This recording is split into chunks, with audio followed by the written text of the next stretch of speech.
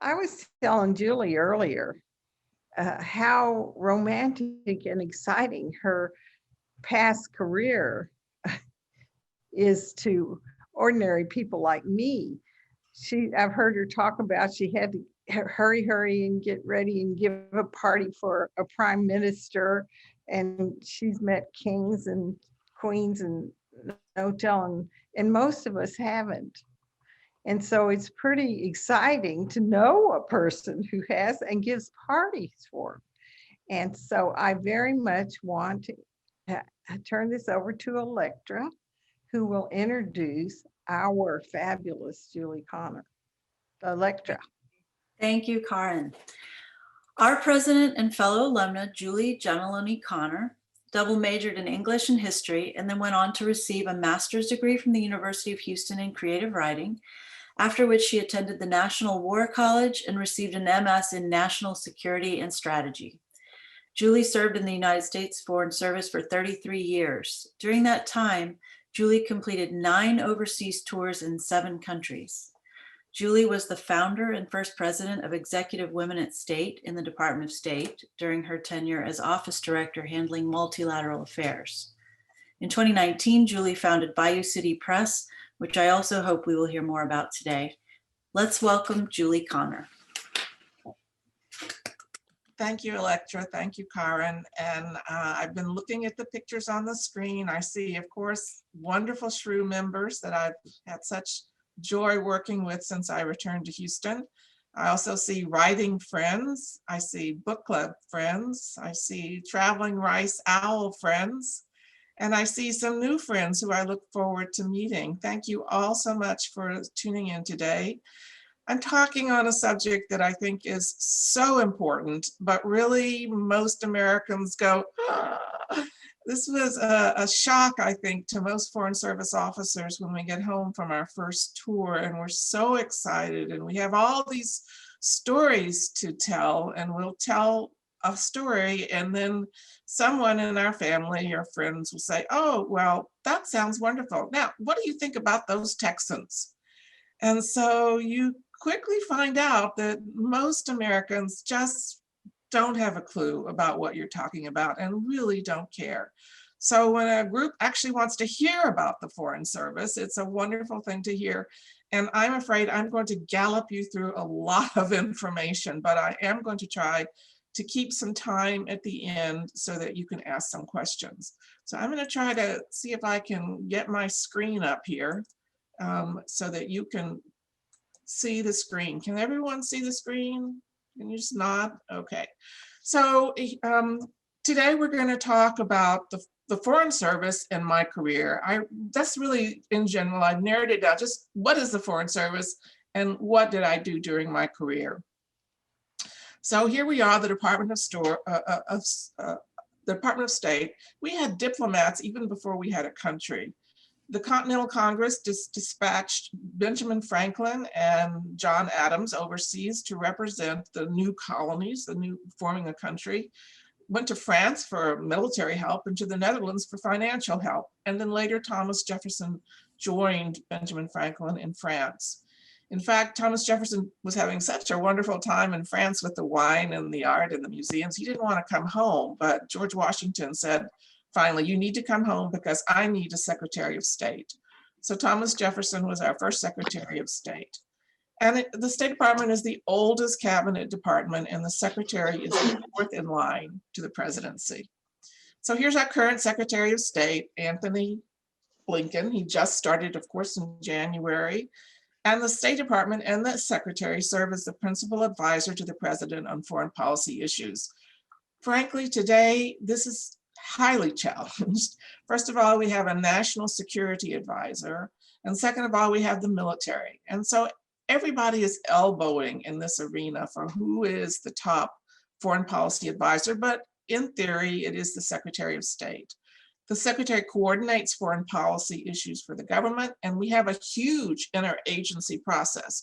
So the Secretary is trying to pull everybody together so that overseas we speak with one voice. And that is not always an easy thing to accomplish. And he implements the foreign policy overseas. So the president says, you will do whatever. You will push for the Russians to extend the Intermediate Nuclear Forces Treaty. Then every embassy in the world is going to go out and start issuing demarches, which means we go and talk to the foreign government and say, we want to extend that treaty. So we're trying to implement whatever the foreign policy of the day is. Most importantly, I think most important is that we have to protect US interests abroad. Basically, that means you. If you're overseas and you get in trouble, who do you call? Listen, you can, Ghostbusters, who are you going to call when you're in trouble? You call the US Embassy. So our motto is America's first line of defense.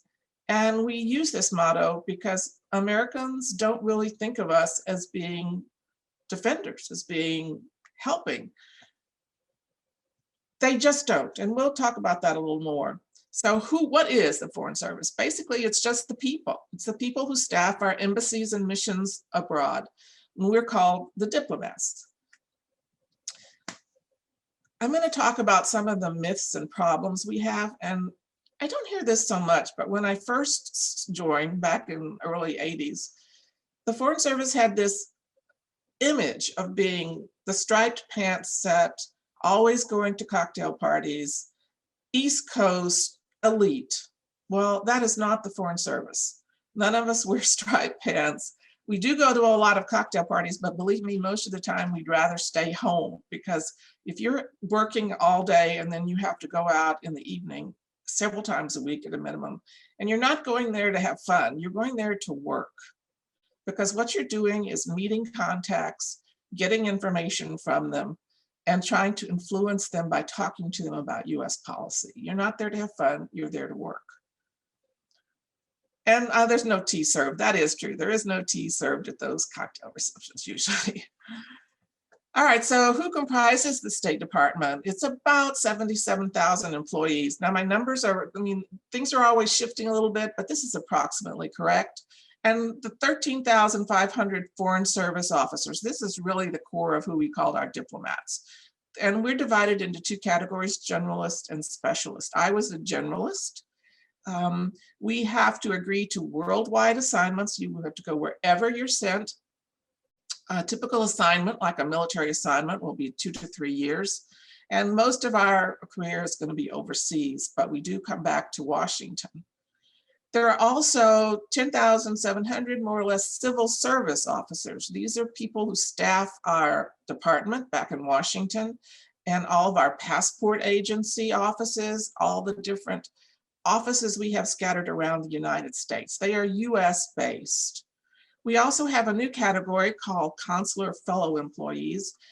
We are really, the office that gets the most traffic at an embassy is the consulate, because people want visas. And we don't have enough people to staff those visa line, because you can't have everybody doing visas. So we are bringing in reinforcements through this Consular Fellow Employees. They are specifically in the Consular Section. They don't go to other sections of the embassy, and they're mainly hired for their language skills. And then we have positions for eligible family members. This is spouses or children. During the summertime, for example, the embassy tries to give some summer jobs to our kids who need a summer job, and spouses do a lot of work around the embassy, filling in as, let's say, as assistants for the higher ups in the embassy, or as community liaison officers. There's all kinds of jobs in the embassy for spouses. We also have our biggest contingent of all is our locally employed staff. These are non-US citizens, but they're from the country the embassy is in. So our embassies couldn't run without locally employed staff. Now there's been a movement of Congress to try to say we can hire American citizens who are long-term residents of those countries. I don't think that's actually passed yet, but it's certainly Americans who are living overseas would like to be employed by the embassy. So just from comparative purposes, you can see that we're about 77,000 people, and compare that to the Department of Defense's 1.4 million. And I would tell you that most Foreign Service officers, including me, think that the balance in our government is askew right now. There's too much emphasis on the military and not enough emphasis on diplomacy. And that means that the Defense Department has huge resources and the State Department is starved for resources. So who is a foreign president going to look for, pay attention to when they have a visitor?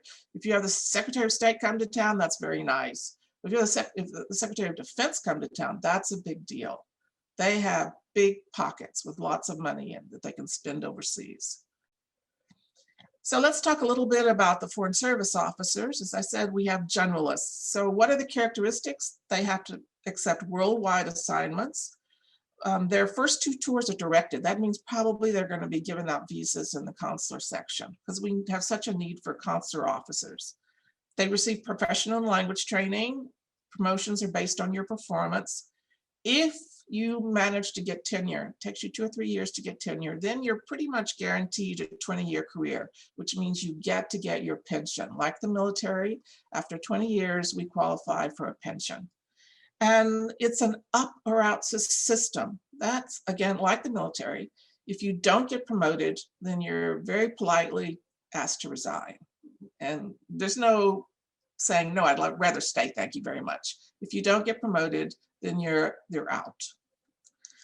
The other part of the Foreign Service side is the specialists. Now, the career path is the same in the sense that they also serve overseas. They also can have a normal 20-year career and so forth.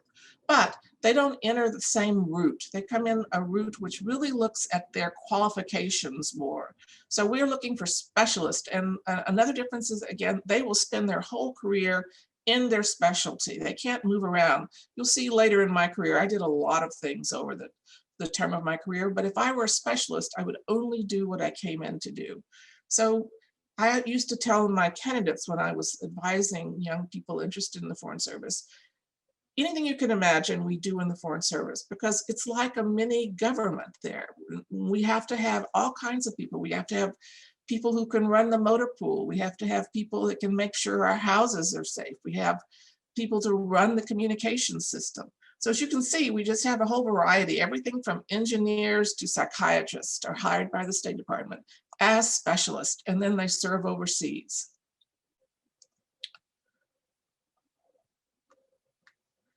Okay, I mentioned before the consular fellow. These are new. They will do visa services, American citizen services, and other duties. We all in the embassy have to do other duties, no matter who you are. And these are the languages that are most being sought right now: Chinese, Mandarin, Arabic, Portuguese, and Spanish. Why Portuguese and Spanish?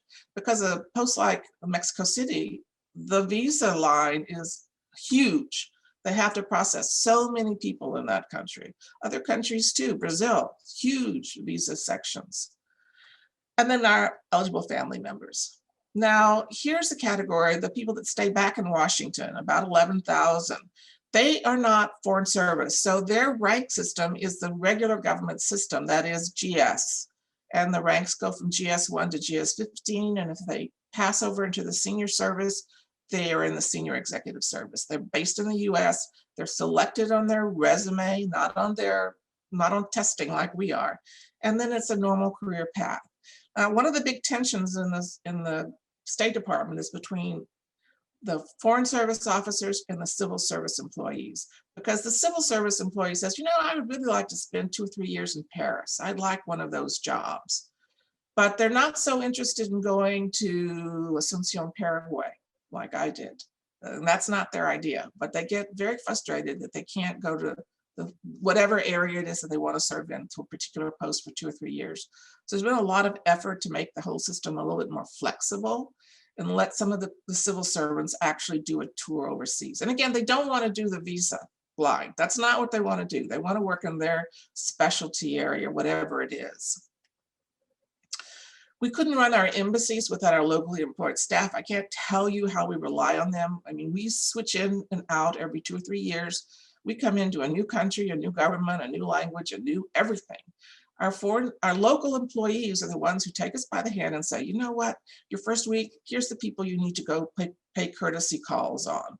Here's the people you need to try to be friends with. Here's the people that really don't like the United States. be careful of them, and so forth. They give us advice and guidance, but they're not Americans. And so they are highly trusted local employees.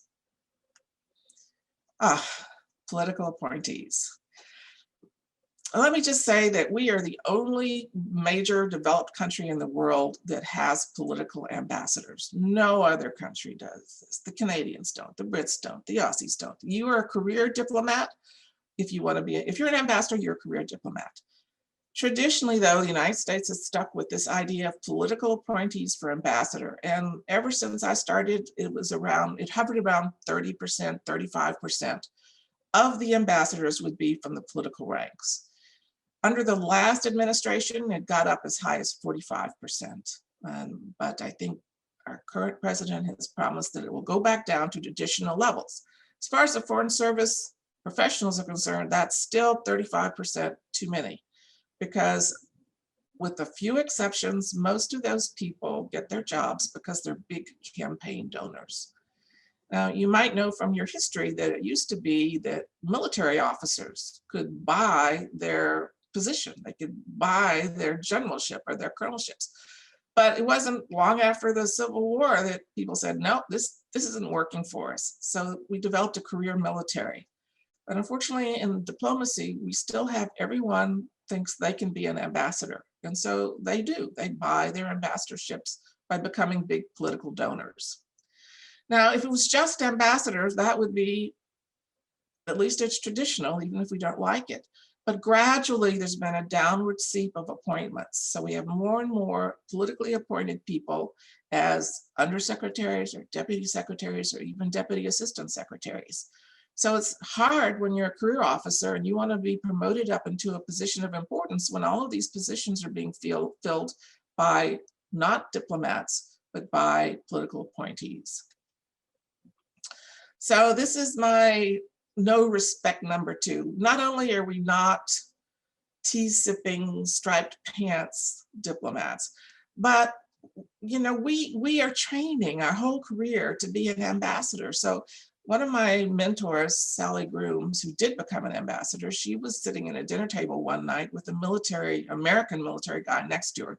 And he was just saying, he was musing, I would like, after I finish my current assignment, to be an ambassador. And she just looked at him and she said, I would like to be in command of an aircraft carrier. And when you start thinking of it in those terms, it sort of makes it more real to you. Why does anyone think they can be an ambassador with absolutely no training? But having said that, some categories do make very good ambassadors. For example, senators. Many senators have moved on to an ambassadorship and done a wonderful job. In general, politicians make good ambassadors. They like to glad hand, they like to get out there, they like to be the face of the embassy. They can do a good job. But your average person with no training can and does make a mess of it. And we've had lots of scandals with political ambassadors trying to, for example, spend government money for their own purposes. And they don't know the rules. And the federal government is really tough on all kinds of rules about how resources are to be used. So no, I'm sorry. You can't be an ambassador unless you're willing to give a bundle of money or you're very politically important to the president. So where is the State Department? We have about 270 posts abroad in about 190 countries. We also have a headquarters in DC, and we have passport agencies and field offices throughout the US, and officers are assigned on out of department, but in the US assignments, for example, as political advisors to military units, or to Congress or universities or wherever. There's all kinds of possibilities to extend your knowledge of the US and your training by doing one of these lateral assignments. Okay, number 3 issue I want to talk about. It's one of my great sadnesses that more Americans don't understand the State Department. So this is typical. It happened to me many times when I was in the US. I was at a hotel and I told them, please be sure to give me the government discount. And they said, oh, that's only for federal government employees. And I said, yes, I work for the State Department. Oh, no, you don't understand. It's for federal employees. And I said, yes, I work for the US Department of State. Oh, no, no, no, it's just for federal employees. So you just cannot convince people that there's such a thing as the US Department of State, because they're thinking state here in Texas and you were state government. So we have to be careful when we talk about the State Department that we say US State Department. And even then the message still doesn't get through sometimes. All right, another thing that people are often confused about is what are diplomatic missions? Well, the typical one everyone knows about is an embassy headed by an ambassador.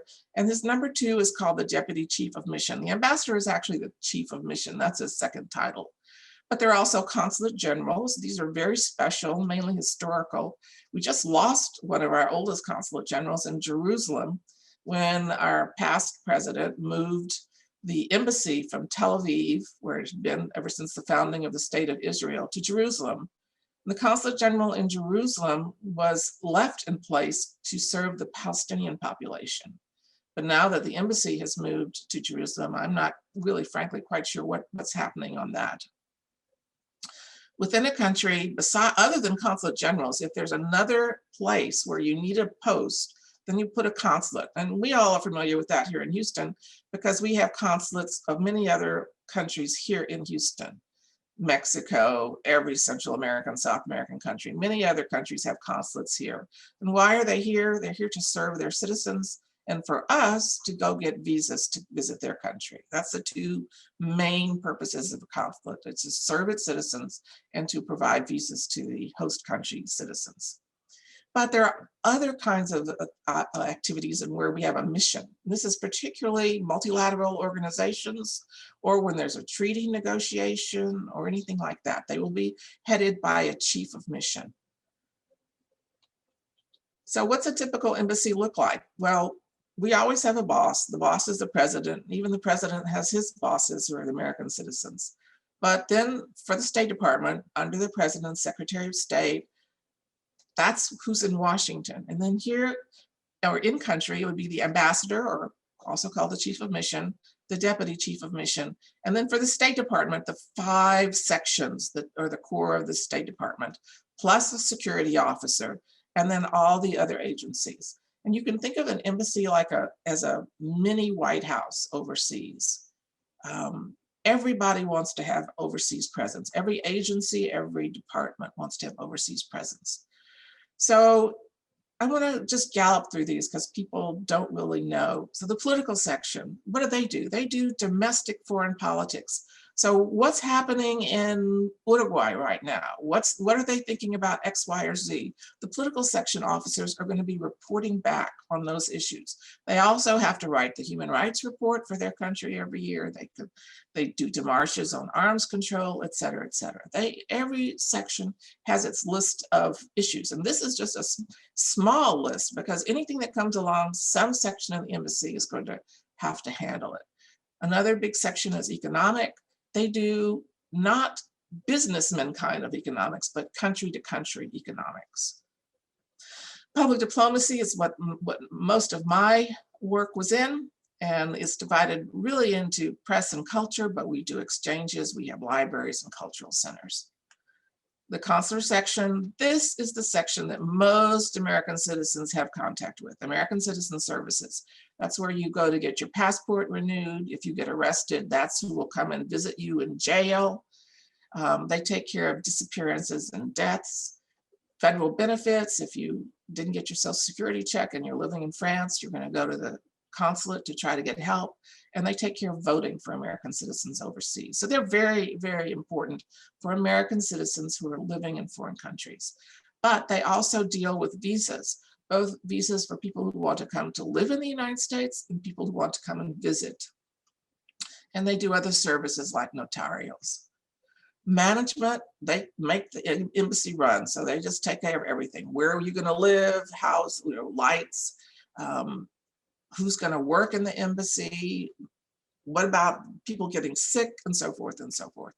And then the regional security office is responsible for the security, both of the ambassador. He will have an agent with him all the time, but of the embassy in general. And let me just say one thing about here. You hear a lot about Marine security guards, but the Marine security detachment is tiny. At a small post, it'll be 6 people, but a really big post, maybe 12 people. That's it. They are the inside the embassy core, the last line of defense, you can think of it. Outside of that ring, you will have local guards who work for the embassy, and actually the foreign government is responsible for the security of our embassies. The same thing for us. We, the US government, are responsible for the security of the embassies that are in Washington, DC, and the consulates around the country. We are supposed to guarantee their safety and security. Now, besides the State Department, what I've just been doing as the State Department, everybody else wants to have representatives at embassies overseas. So they'll all have someone there. The Foreign Service, Congress has made Foreign Service sections in other departments also. So there are Foreign Commercial Service Officers and Foreign Agricultural Service Officers and USAID. These are all Foreign Service officers too. They're considered diplomats when they're overseas.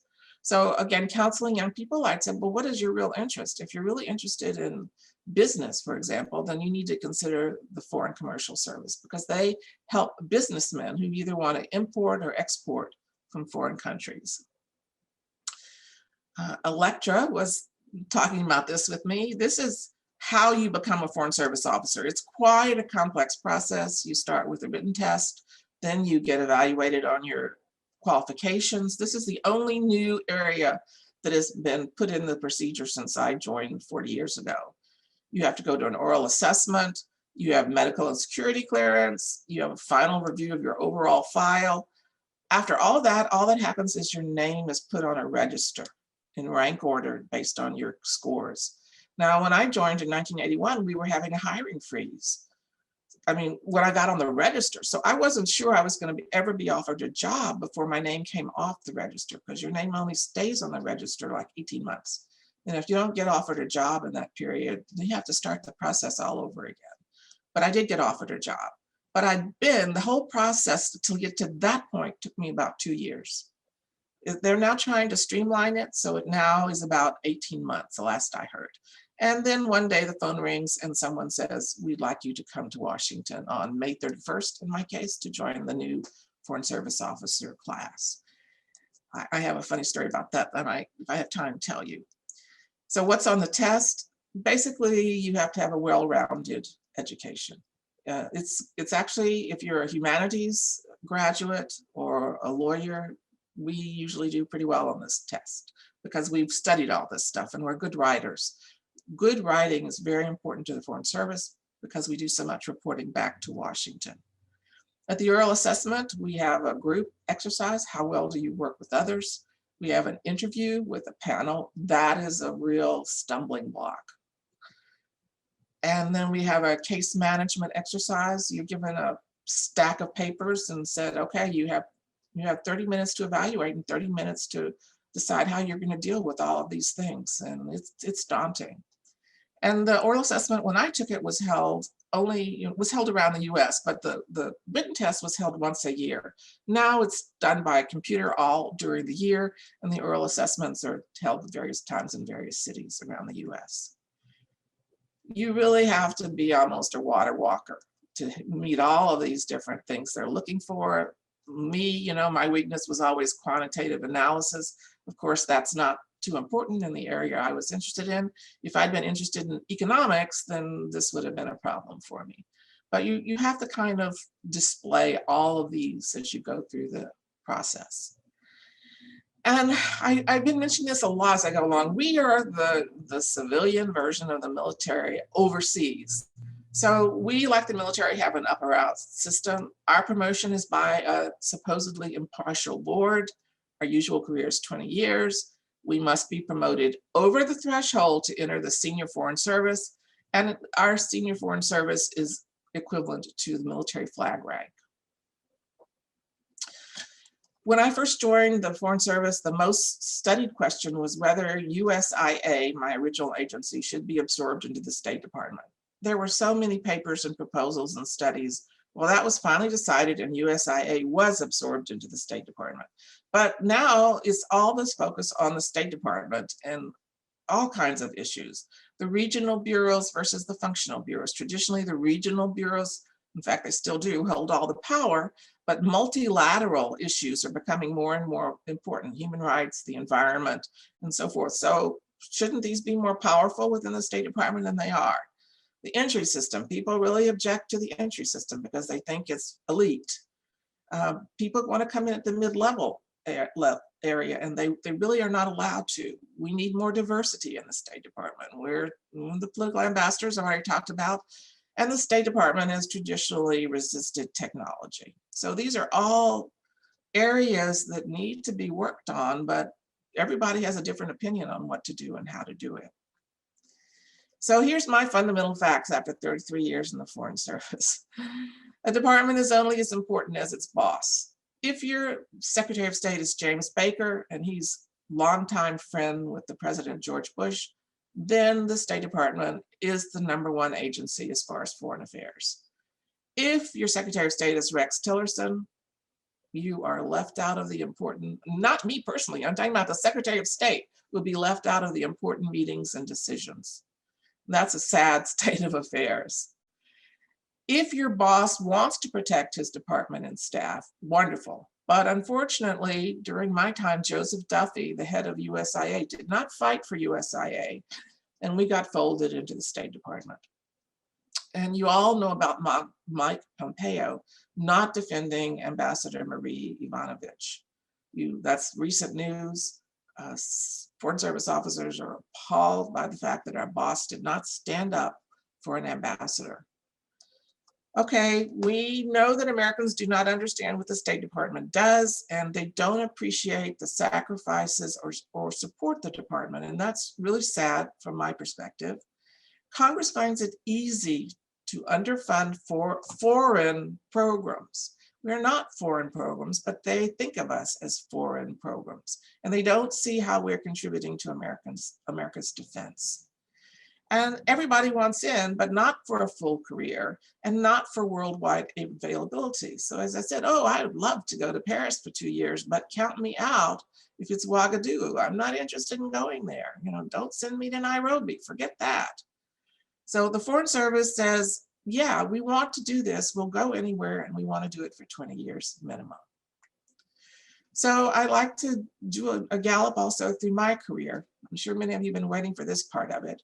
So I joined in 1981 and I retired in 2014. So that's 33 wonderful years. I cannot imagine a better career, a more interesting and fascinating career. So the big question of the day is, how did a rural Louisiana girl end up on the stage with Hillary Clinton?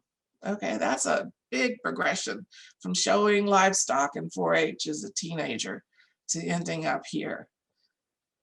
Well, first I was thinking about this. It all started at Rice, and here I am.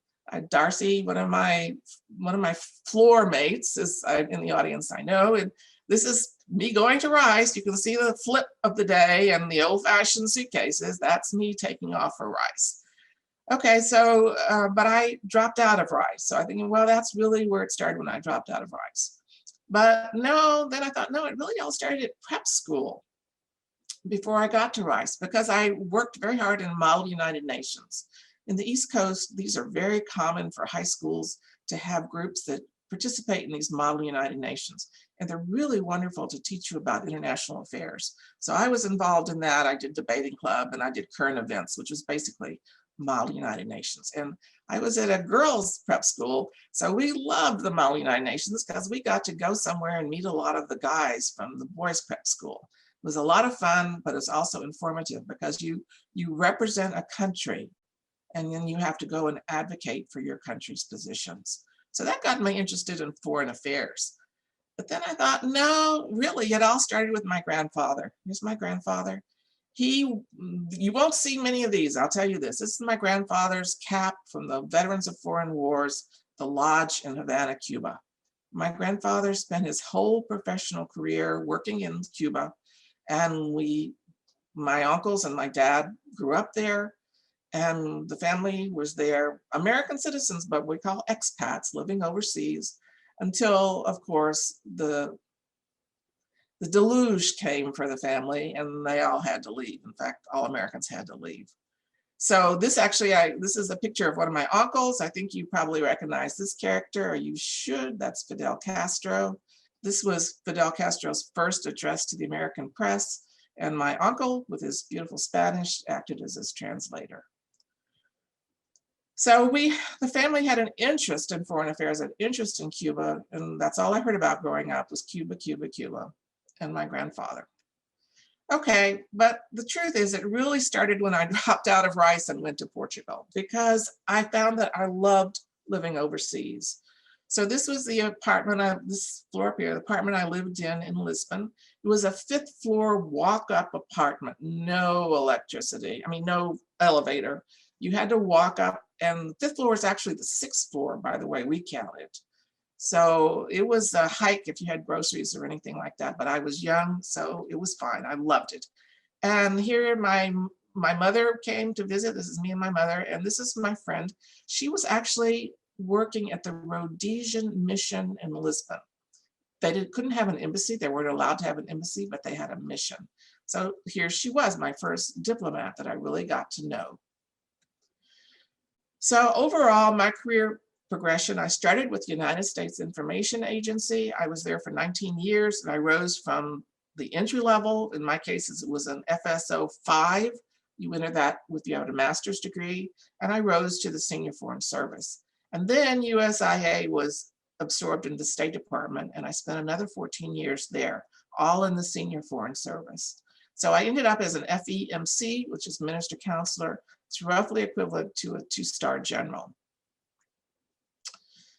Here was my first love, U.S. Information Agency. When I joined, you had to choose before you even took the written test. Do you want to be USIA or do you want to be State Department? And I knew I wanted to be USIA because it did 2 of the things that I was interested in, press work and cultural work. So I chose it, and its mission was to tell America's story to the world. So it was created under President Eisenhower, and later on it came to be considered a Cold War agency. That was during the 90s, when somehow people thought that the rest of the world was going to fade away and we weren't going to still need people out there to represent America, American values, and tell others about America's story. They were wrong. We all knew they were wrong, but anyway, Jesse Helms had his way, Senator Jesse Helms, and USIA got absorbed into the State Department. So here's the organization, as I mentioned, the slide you saw before, of a typical State Department. But under USIA, rather than the Secretary of State, we had the Director of USIA. And then under the Deputy Chief of Mission, we had our Public Affairs or Public Diplomacy boss. And then we have, still do, Information Officer, Cultural Officer, and then the assistants in each section. And the larger the country, the more officers you have to staff that country. So here's an overview of my USIA tours until USIA was absorbed. And I'm going to go through these really quickly. So first, I was in Israel.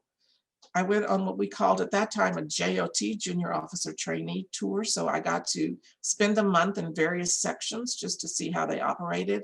So I spent a month on the visa line. I spent a month in the Foreign Commercial Service. I did a month in Cultural Affairs, but I spend most of my times as the Assistant Information Officer. And I'm trying to watch the clock because I want to give people time for questions. But I had an incredible visit to the Sinai. Israel had just turned the Sinai back to the Egyptians. And my husband and my mother, we were the first embassy representatives who crossed over into the Sinai after that turnover. And I was the duty officer when Israel rolled into Lebanon. And that was an incredible experience for the most junior officer at the embassy to have to decide what to do. What do I do? Well, that's another story.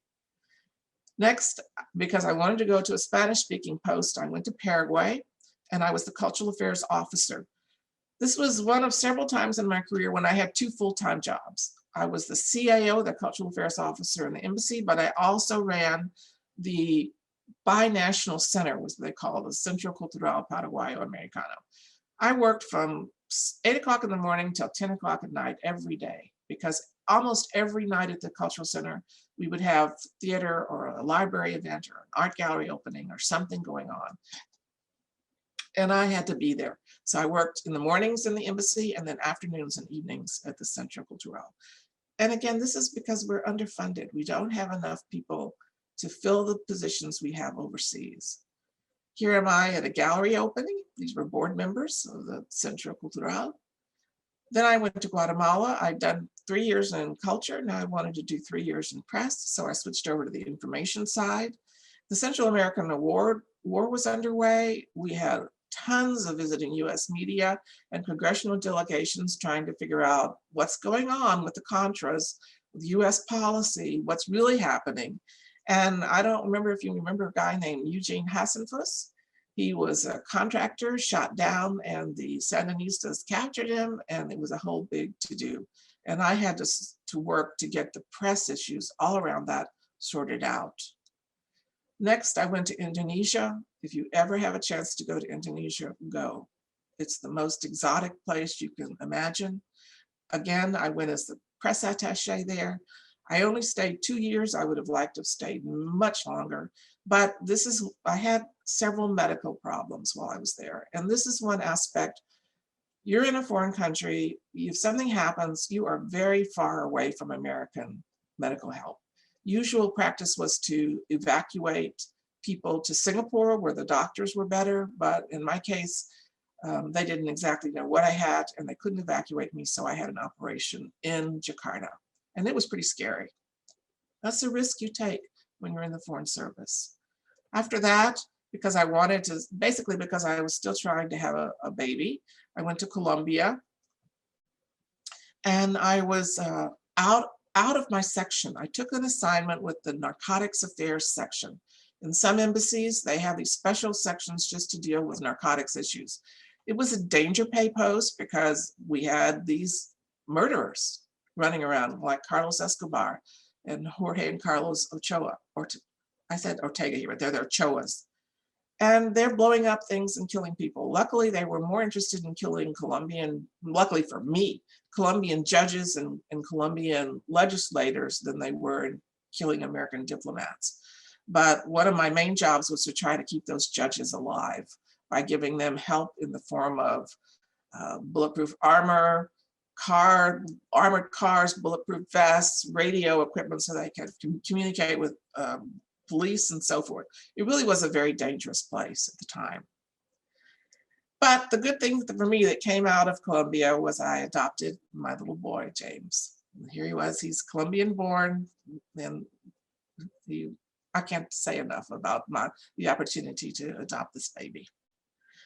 So one question my brother used to teach me about being a spy. Well, you have to understand our job is to gather information, but we're not covert. We do it openly, everyone knows it. Every embassy in the world is there to gather information, and that's what we were doing. Then I went back to Washington. I'd been out for 10 years, and that's a long stretch without coming back to Washington. And this is one thing, the culture of USIA, you got your promotions overseas and you stayed overseas as much as you can. The culture in the State Department is much different. So I went to work for the Bureau of European Affairs because, my first love had been Portugal and I speak Spanish. So I wanted to do this, but career-wise, actually in hindsight, it was a mistake. I shouldn't have done that. I should have done either Latin America or East Asia affairs. At this point, I'm about, getting up there in rank.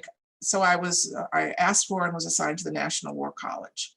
So they have civilian government employees among the military officers. You end up with a master's degree and you're based in Washington, D.C. It's a year-long master's degree program. After that, I went back out to East Asia, to Malaysia. Both Indonesia and Malaysia at that time, I tell people it was the dark ages. We didn't have internet, we didn't have Skype, we didn't have any of that stuff. We did have telephones, but because of the time difference, when we're awake, Washington's asleep. And it was really hard to keep in communication. When we had a problem, it was hard to try to deal with it over the phone. I got to go to Manila for the APEC Summit, and that was a wonderful experience during that tour. So here was my house in Kuala Lumpur, one of my more favorite houses. I loved it. And there's me before. My mother always laughed because you take off, you don't wear shoes. So we'd be dressed up for an embassy something or other and all barefoot. She thought it was the funniest thing in the world. Back to Washington then, I did some short-term tours. One is with an advisory commission on public diplomacy.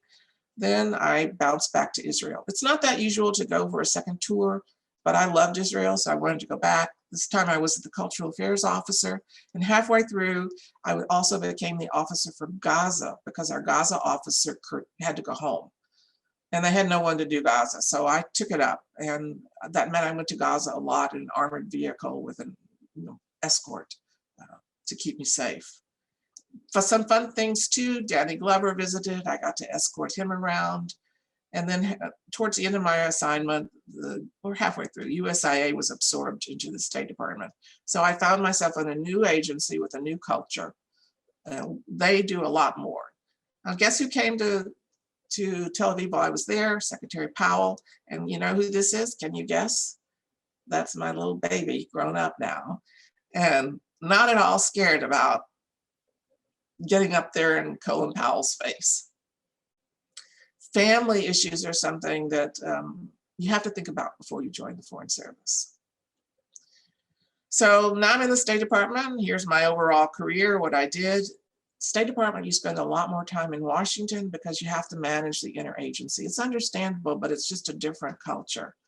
So I went to Chile, and that was over 9/11, and it was a tense time everywhere, including in Chile. And during my time as I was actually acting as the top person in the embassy when a letter bomb was delivered to the embassy. Luckily, it was intercepted and didn't go off. And I did some fun things like I got to run the Fulbright Commission. So this is President Ricardo Lagos. I'm meeting Ricardo Lagos. By the way, if you look on my website, you can see me with the president of Colombia out on a field trip. I got to do neat things too, like going on aircraft carriers. Now, this is the maiden voyage of the Ronald Reagan, and I was on board. Back to the State Department, I worked on global women's issues. I was very, always interested in women's issues. Our focus was women in Afghanistan more than anything. Then I went back to Colombia, this time as the director, and this was the biggest job I had in the State Department. I had a fleet of 200 aircraft, mainly helicopters, but also spray planes. It was a $460 million program I ran. It had bipartisan congressional support, which is wonderful. And during my years, we had the highest number ever of interdictions and sprayed acres. I'm talking about poppy, which is, of course, for heroin, and coca for cocaine. And I was promoted again, and amazingly, in my opinion, within the State Department bureaucracy, competing against State Department officers, I was promoted to the next highest level, which is a 2-star general level. Here's me in one of our spray planes. This happened to be the biggest of the three models we had. It was a 2-seat spray plane. So of course I'm not flying it, I'm just a passenger. But they always like to see if they can do loop-de-loops and all kind of crazy things and make you ill. That's their joy, the pilots. Back in the State Department, then I worked in arms control. I never thought I would be doing arms control, but there I was. Nuclear, chemical, and biological weapons. I did get to go to a lot of interesting conferences and attend meetings, interagency meetings, and the highest actual rank, I got to be acting deputy assistant secretary for a while in this job. This is one of the functional jobs. And then my favorite job in Washington, international organizations. So this is the office that runs all of these alphabet soup of multilateral agencies, everything from nuclear to health to maritime to telecommunications to postal to air control, all of that. And I got to head the delegation to the UPU for the 2 years I was in this job. I did one short tour. We're trying to build this National Museum of American Diplomacy. The development is not going so well because it's a public-private partnership and they just can't seem to get the funding they need to get it really going. This is what it'll look like when or supposed to look like when it's done. And then on my last assignment was at UT Austin as diplomat in residence. And my job there really was to answer people's questions about a career in the Foreign Service. And believe me, I gave a lot of help to applicants that I never got when I was an applicant, because the State Department is trying so hard to increase diversity. So our outreach was mainly to diversity populations. But I was housed at the University of Texas, you know, a free office can never be turned down. So that's where we were. And in exchange, we taught, all of us, not just me, diplomats, we taught a course in diplomacy. So here's just a few of the career issues, the power of regional offices. If you're not in good with a regional office, you're not going to get a good job overseas. If you have one bad boss, you're pretty much sunk.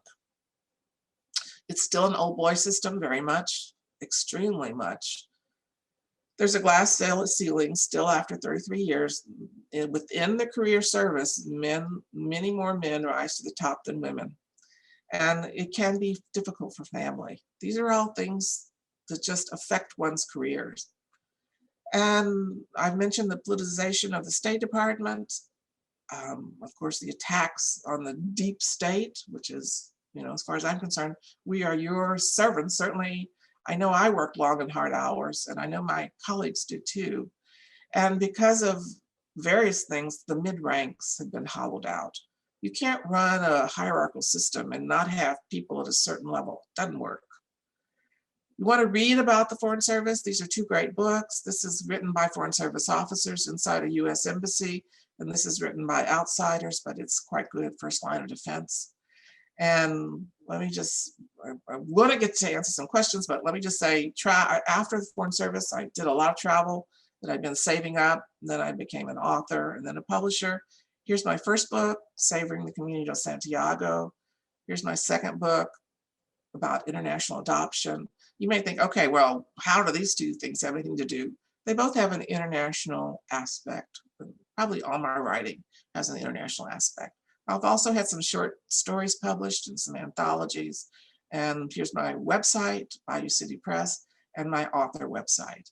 So finally, I don't know if anybody has questions. I'm sorry I have to go so fast. I feel like I've squished 33 years into 50 minutes or so. Let me unshare, go back to the regular. I got a question, as James always. Hill, I recognize him from his voice. Go ahead. In the 33 years, what was the most dangerous assignment you had? Well, that's And why? actually, you'll be surprised. Most people think Colombia, and yes, Colombia was dangerous, although the narco traffickers didn't really attack US ambassadors. When I was the director there, I had an armored vehicle assigned to me 24/7 and a personal bodyguard and a personal driver. So I was not allowed to go anywhere except in my armored vehicle and with my driver and bodyguard, which really inhibits your ability to move around. So most people would say that's the most dangerous, but actually we lose more diplomats, have lost more diplomats in Rome and Paris and other places because people who want to shoot us have more access in those places. The only post from which I was ever evacuated was Tel Aviv. We were pulled out of there prior to the US shooting off missiles into Syria. And so they wanted to get all the non-combatant or the less essential people out. So we were evacuated on less than 24-hour notice. We had to pack up and depart, James and I, from Israel. So I never personally actually felt threatened, but a lot of diplomats get killed. More ambassadors have been killed since World War II than generals. So I just think I have a high quotient for not being afraid because of my past. I don't know if that answers your question, James. That does. Thank you. I have a question. Hi, Julie. My name's Hi. Maeve. I was in the Peace Corps and currently consult for USAID, also a fellow Camino pilgrim. And so I really wanted to thank you for your service to our country. I know it means a lot when someone says that to me when I serve for the Peace Corps. So I really, from my heart, really thank you for dedicating your career and your life to service to our country. So I have been considering a career in the Foreign Service, and my big block is reconciling my own political beliefs with the different changes in presidents. And I'm wondering how did you manage that? You know, I used to get that question a lot, and before the last administration, I had a truthful and easy answer. There was a lot of bipartisan agreement on foreign policy. Whether you were Democrat or Republicans, there was a saying that politics stops at the border, the edge. So, and overseas, we would have bipartisan congressional delegations, CODELs, where they agreed on policy. And from one administration to another, whether it was Democrat or Republican, there wasn't that much change in our foreign policy. There'd be some tweaks here and there, but it was basically the same. So I never had trouble supporting the administration. A few officers, not many, but a few during my time did. A few resigned because they thought that we should have been more active during the time of the Balkans War. They thought what was going on in the Balkans was horrible and we weren't doing enough. And a few other occasions, a few officers would resign. During Vietnam, more officers resigned, but that was before my time. So really, most officers could finish out their 20-year career with no moral issues or issues of conscience. Unfortunately, for the past 4 years, our foreign policy has so fundamentally changed that many officers did resign ahead of time and left the service. But the new administration seems to be returning to the former policies that we believe in supporting our allies. We believe in multilateralism. We believe in all these multilateral organizations being a part of it, whether it's the Universal Postal Union or the International Atomic Energy Agency or the World Health Organization. We should be a part of these. So some of my colleagues, I know, they kind of hid out for several years. They would try to take an assignment where either the administration didn't have any interest or where they wouldn't be challenged, like they would go be a political advisor to a military unit for 2 years. It's been a hard 4 years for the Foreign Service, I'll be honest with you. But there's always, I think, a way to get around it. Like during my time, a lot of people didn't believe in what we were doing in Central America. I supported it, so I had no problem serving there. So you can, if you don't believe in a particular policy in a different area, you serve somewhere else. Thanks. I'm gonna have to end this. If we have other questions, we will certainly get them to Julie and you'll get an answer. But we're over time and we're going, we don't want to be booted out. I do want to say thank you, Julie. Let's all say thank you, Julie. I thought that was fabulous and your presentation was wonderful. You worked hard on that and we all really appreciate it. I want to again encourage you to give to Rice's challenge on the 25th and say, if you have any speakers that you'd like to hear over next year's series, please let me know or let Piper know. And I'll see you in the fall. Bye-bye.